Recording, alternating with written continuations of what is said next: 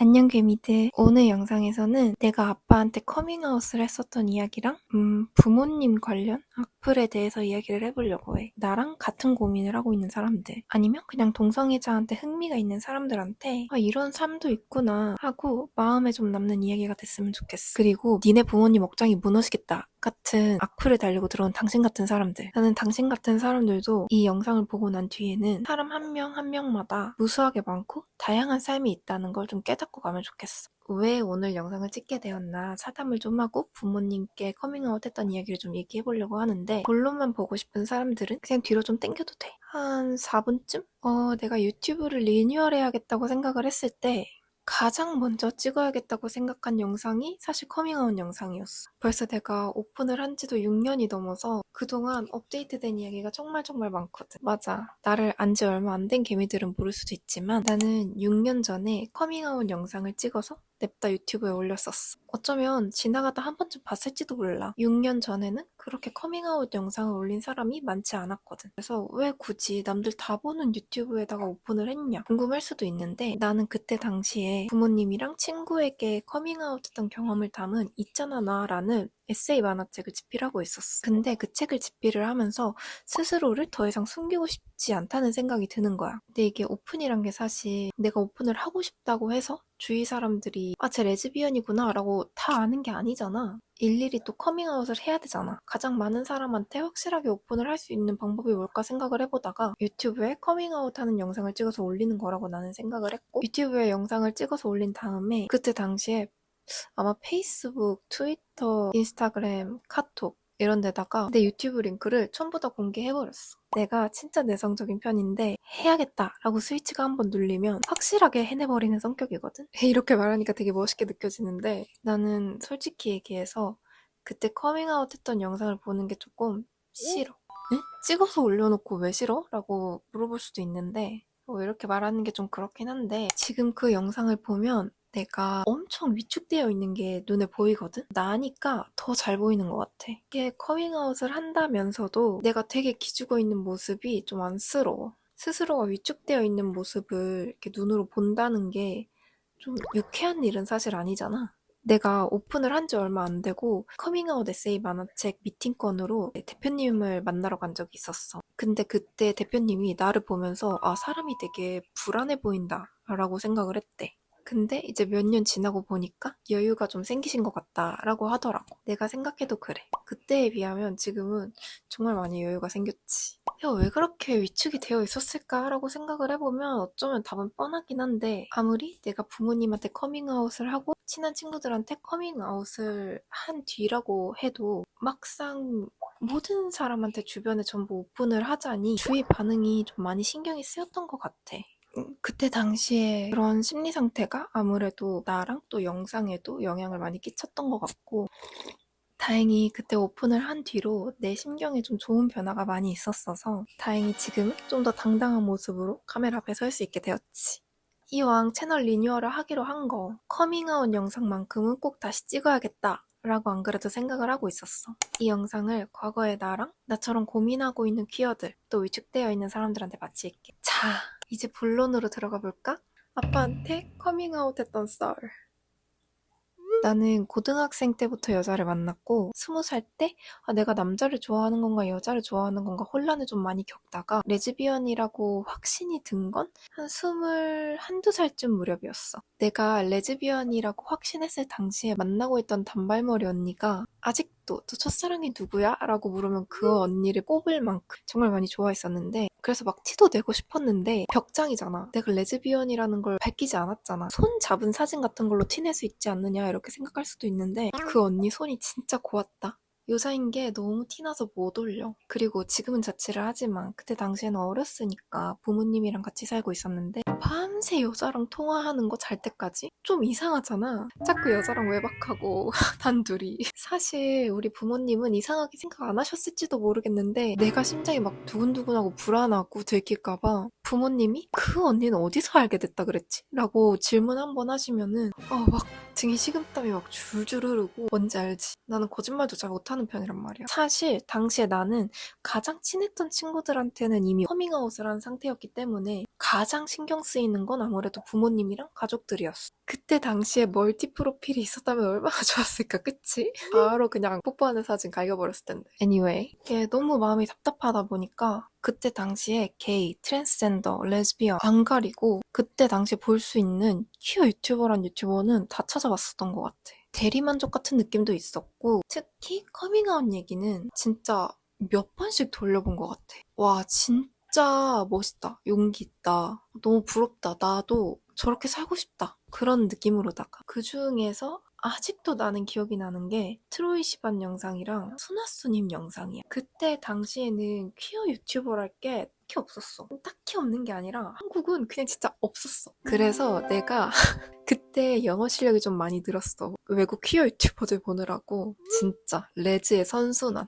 일단 그렇게 유튜브 영상들로 막 웜업이 되어 있는 상태인데 내가 하필 그때 처음으로 퀴어 퍼레이드에 갔다. 사람들이 퀴어 퍼레이드에 대해서 뭐는 좋다, 뭐는 안 좋다 이렇게 말들을 많이 하지만 나는 다 떠나서 그 해방감이라고 해야 될까? 뭔가 말로 잘 표현을 못하겠어. 그때 느꼈던 감정이 처음 느껴보는 거였어가지고 벽장일 때 퀴어 퍼레이드에 처음 갔었던 그 순간은 그냥 매일을 이렇게 살고 싶다 했었던 것 같아. 사랑하는 사람이랑 평범하게 사랑하면서 기념일에는 주변인들한테 축하도 받고 내가 사랑하는 사람의 모습을 자연스럽게 기록하고 그냥 진짜 남들 다 하듯이 이 수많은 퀴어들 사이에 섞여 있으면 내가 그냥 그런 평범한 삶을 누릴 수 있는 사람이 된 것 같아서 그냥 그렇게 매일을 살고 싶다 이렇게 생각을 했었던 것 같아. 진짜 이게 빨간 약을 한 번 먹으면 나는 돌이킬 수 없다고 생각해. 커밍아웃을 안 할 거면 그냥 평생 안 한다고 생각을 했지. 이게 커밍아웃 할까? 라고 한 번 생각이 들잖아. 그러면 평생 생각날 거라고 난 장담해. 그리고 집에 돌아왔는데 너무 공허한 거야. 그리고 싫었어. 다시 좋아하는 사람도 숨기고 연기하고 막 이런 삶으로 돌아가야 한다는 게 그냥 너무 질리고 싫었어. 못 견디게 막 답답하게 느껴지고 이거는 내가 살고 싶은 삶이 아니다. 이렇게는 못 살겠다라는 생각이 그때 들었어. 그래서 집에 와서 유튜브들 이렇게 다시 보다가 결심했지. 나 오늘 아빠한테 커밍아웃 한다. 이렇게. 사실 그렇게 결심을 하고 나서도 한 시간 넘게 어떻게 말할까 고민을 많이 했었던 것 같아. 아빠한테 어떻게 운을 떼야지 아빠가 기절하지 않을 수 있을까. 그리고 나도 오늘 살아서 잠에 들 수 있을까. 또 마음이 정리가 좀 되고 난 뒤에 이제 심호흡 한번 하고 부엌에서 술 한잔하고 계시는 아빠 앞에 이렇게 딱 앉았어. 이제 여기 아빠가 계신 거지. 우리 아버지는 나를 아직도 우리 딸 공주 이렇게 부르거든. 우리 딸 무슨 일 있어? 그러시는 거야. 나는 그때만 생각하면 아직도 숨이 막혀. 나는 원래 손에 땀이 잘 안 나는데 지금도 손에 살짝 땀이 나거든 생각하니까. 한참 지난 일인데 왜 그러는지 모르겠어. 손발에 땀이 잘 안 나는 편인데 막 손발이 차가워지면서 땀이 나는 거야. 그리고 사람이 너무 긴장을 하면 이빨이 막 딱딱 부딪히는 거 알아? 나도 알고 싶진 않았어. 막 이빨이 딱딱 부딪히더라고. 목소리도 잘 안 나오고. 그리고 내가 눈물이 좀 많아. 감당하기 좀 힘든 순간이 오면 눈물부터 막 덜컥 나거든. 그래서 내가 아빠 앞에 이렇게 앉아서 아무 말도 못하고 막 드드드드 떨면서 막 울고 있으니까 이제 아빠도 나를 따라서 덩달아 심각해진 거지. 근데 아빠가 오히려 나를 달래주면서 괜찮으니까 뭐든지 아빠한테 얘기해 그러시더라고. 우리 아빠는 감수성이 풍부하고 다정하시거든. 아빠가 그렇게 말해준다고 해서 안심이 되진 않았어. 왜냐하면 우리 집은 할머니부터 전 가족이 천주교인 집안이야. 나조차도 천주교 유치원을 나오고 유아 세례를 받았고 소피아라는 세례명이 있고 물론 지금은 나는 침잠 중이지만 그래서 사실 아빠가 한 건 날 달래준 것밖에 없는데 내 머릿속에서는 이제 온갖 시뮬레이션이 돌아갔지. 이거 괜히 말했다가 정신병원 가는 거 아닌가. 아니면은 아빠가 여자친구랑 막 당장 헤어지라고 하는 거 아닌가. 아니면은 나 호적에서 파이나? 나 삭발당하나? 이런 상상 있잖아. 할 수 있는 상상은 그때 다 했었던 것 같아. 이게 시간이 조금 많이 지난 얘기여가지고 내 예전 기억들과 조금 다른 부분이 있을 수도 있는데 우리 아빠는 괜찮아 아빠한테 다 얘기해도 돼 라고 2번 정도 말한 거 말고는 한 번도 재촉을 안 하셨어. 그래서 내가 조금 용기가 났었던 것 같아. 겨우 목소리를 짜내서 했던 말이 아빠 나 어릴 때부터 결혼하기 싫다고 했잖아. 근데 내가 결혼을 하기 싫은 게 아니야. 결혼을 못해. 였어. 내가 아빠였으면은 진짜 머릿속에 물음표 막 100만 개였을 것 같아. 갑자기 애가 술 마시고 있는데 와서 엉엉 울더니 막 발발발 떨면서 갑자기 자기 결혼을 못하겠대. 이게 무슨 소리지? 아마 했겠지 우리 아빠도. 아빠는 뭐 딱히 별다른 반응 없이 그냥 술 한 잔 더 하시더라고. 그래서 눈 딱 감고 지금 말하자 하자 하고 말을 했지. 나 여자 좋아해. 여자 만나. 이렇게. 진짜 1초가 1분 같고 아빠가 뭐라도 말해주기를 기다리면서 아빠가 무슨 말을 해도 받아들일 이제 마음의 준비를 하면서 이렇게 바닥을 쳐다보고 있는데 아빠가 그러더라고. 나 이거 말하면 분명히 울 거야. 나는 이 얘기를 하면서 한 번도 안 운 적이 없는 것 같거든. 아빠가 그러더라고. 찐아, 아빠가 살다 보니까 1 더하기 1이 2라고 가르치지만 답이 2가 아닐 때도 있더라. 3일 때도 4일 때도 있더라. 너가 행복한 게 아빠가 행복한 거니까 너 행복한 거 하면서 살아. 그러시더라고. 내가 분명히 울 거라고 했잖아. 아마 죽을 때까지도 이 얘기만 하면 눈물이 날 것 같아. 그 이후로는 사실 기억이 없어. 시간이 어떻게 갔는지도 모르겠고 그냥 눈 뜨니까 다음날 아침이었던 기억만 나. 근데 그 다음날에 아빠는 그냥 평소랑 똑같았어. 나는 그게 참 그때 너무 고마웠고 아직도 참 고마워. 사실 사랑하는 사람한테는 잘 됐으면 좋겠으니까 뭐라도 해주고 싶잖아. 하다못해 격려의 말이라도 다음날 다시 꺼내고 싶잖아. 근데 우리 아빠는 유난스럽게 뭔가를 전혀 하려고 하지 않고 그냥 묵묵하게 옆에 있어줬어. 그게 진짜 너무 든든하더라고. 사실 아빠도 많이 당황스러웠을 텐데 이게 아빠가 전혀 상상하던 미래는 아니었을 거 아니야. 아빠가 내 영상을 볼 일은 나는 없을 거라고 생각을 하거든. 아빠가 내 영상을 막 챙겨보는 스타일은 아니라 가지고. 근데 나는 참 운이 좋았다고 생각해. 아빠 딸로 태어날 수 있어서. 사실 우리는 사랑하는 사람들한테 정말 무한한 지지를 받고 있지만 그게 피부로 와닿게 느낄 수 있는 순간은 별로 없어서 그 사랑받는 순간이 얼마나 소중한지도 느끼지 못하고 자각도 잘 하지 못하고 살아가잖아. 나만 해도 그렇게 살아왔는데 나는 무한히 지지한다는 것이 무엇인가? 나에 대한 아빠의 사랑이 얼마나 큰가? 나는 그때 처음으로 느낄 수 있었어. 그래서 나는 커밍아웃 하기를 잘했다고 생각해. 부모님한테 커밍아웃을 하고 후회해 본 적이 단 한 번도 없어. 정말 잘한 일이었다고 생각해. 퀴어로 살다 보면 가끔 그렇게 느낄 때가 있잖아. 좀 고립되어 있는 느낌? 그때 부모님의 지지는 정말 세상의 전부가 되는 것 같아. 실제로 나는 그날 이후로 성격이 좀 많이 바뀌었어. 뭐를 해도 나를 응원하고 지지해줄 가족이 있다는 거는 이게 여자를 만나는 거에서 뿐만 아니라 성격도 그리고 일의 성과에 있어서도 나를 많이 긍정적으로 바꿔놨다고 생각해. 나는 아빠한테 커밍아웃을 하기 이전까지 이거 완전히 내 바운더리 안에 들어왔다라고 생각한 친구가 아니면은 내 속을 하나도 얘기하지 않는 사람이었어. 웃음기도 별로 없었고 항상 사람이 좀 우울해 보였던 것 같아. 특히 20대 초반 때는 또 그럴 게 항상 숨길 거를 생각하면서 살아가고 있으니까 사람이 정신병이 올 수밖에 없는 거 아니겠어? 끼어있는데 만약에 우울증 하나 안 가지고 있다. 진짜 난 대단한 거라고 생각.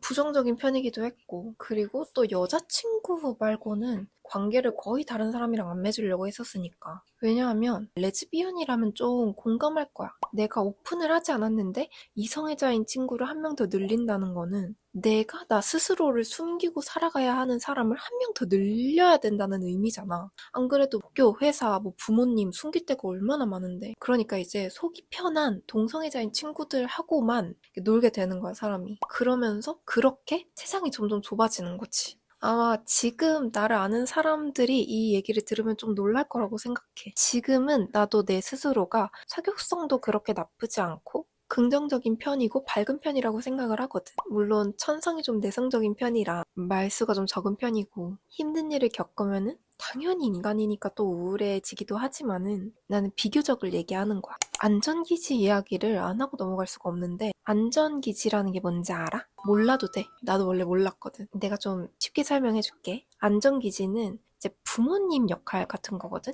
부모님의 역할 같은 거다 보니까 어린 시절에 형성이 되지만 상황과 시간에 따라서 변하기도 하고 또 그 안전기지의 역할을 부모가 아니라 다른 사람이 맡을 수도 있다고 하거든. 그러니까 좀 더 쉽게 이야기를 하자면 안전기지는 이게 세상을 잘 탐구하고 자존감을 지키고 예민하지 않은 상태가 될 수 있도록 언제든지 내가 돌아갈 수 있는 사람을 의미해. 모든 레즈비언이 그렇다는 건 아니야. 근데 레즈비언들 중에 나는 자존감이 좀 낮고 좀 예민하고 이제 세상을 넓게 탐구하지 못하고 자꾸만 자신의 세상을 좀 좁히는 그런 유형의 사람들을 많이 봤어. 근데 이게 그들의 탓이 아니라 안전기지의 형성이 잘 안 되어 있어서라고 나는 생각해. 애초부터 부모님을 내 안전기지라고 생각을 하지 못하니까 나도 그랬었고. 근데 그러면 부모님한테 커밍아웃을 해야만 좀 자존감이 올라가고 예민하지 않아지고 그럴 수 있을까라고 물어본다면 내가 읽었던 책에 답이 있어. 그 안전기지 역할을 하는 사람이 부모님이라면은 베스트겠지만 꼭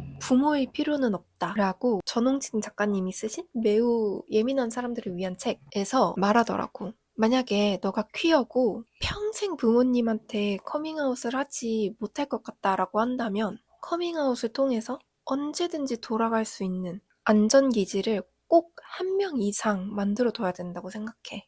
A는 좋은 선택지지만 나는 최선의 선택지는 아니라고 생각해. 헤어지게 된다면 모든 것을 잃어버리게 되니까. 너에 대해서 모든 것을 잘 알고 있는 친구가 안전기지가 된다면 정말 좋겠지. 근데 나는 친구한테도 커밍아웃을 못하겠고 누구한테도 말하지 못하겠어라고 한다면 상담사를 찾아가는 것도 추천할게. 나는 개인적으로 정신과나 상담을 받아봤을 때 꽤나 만족스러웠었어. 얘들아, 동성애는 국제법상 절대 정신병이 아니니까 걱정 말고 찾아가. 그런데 나는 그것조차 부담이 된다라고 한다면 예전부터 개미들한테 얘기를 해왔지만 나한테 얘기해도 좋아.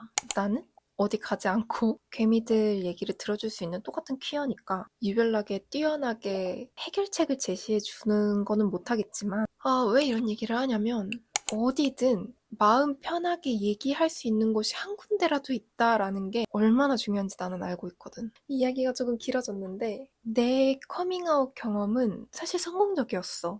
나는 내 인생을 살면서 가장 잘했던 선택 중에 하나가 커밍아웃을 한 거였어. 근데 내가 가장 많이 받는 악플 중에 하나가 너네 부모님이 불쌍하다. 니네 부모는 무슨 날벼락이냐. 니네 부모님 속이 문드러지겠다. 이런 거거든. 진짜 사람들 오지랖도 넓어. 그렇지 않아? 자기 부모님한테나 잘하지. 자기 자식이 이렇게 악플 쓰고 다니는 걸 알면 고소당할까봐 불안해서 잠이 오시겠어, 밤에? 아무튼 그런 사람들을 보면 나는 좀 안타까워. 사실 악플이라는 거는 무조건 자기가 결핍된 부분에서 나오는 거거든. 남들 외모에 대해서 막 지적하는 사람들은 자기 외모에 컴플렉스를 가지고 있을 가능성이 높고 모르는 사람에 대해서 겉만 보고 판단하는 사람들은 남들이 자신을 보는 시선에 대한 두려움을 가지고 있을 수 있고 부모에 대한 욕을 하는 사람들은 자신이 부모와 관계가 안 좋을 가능성이 매우 매우 높아.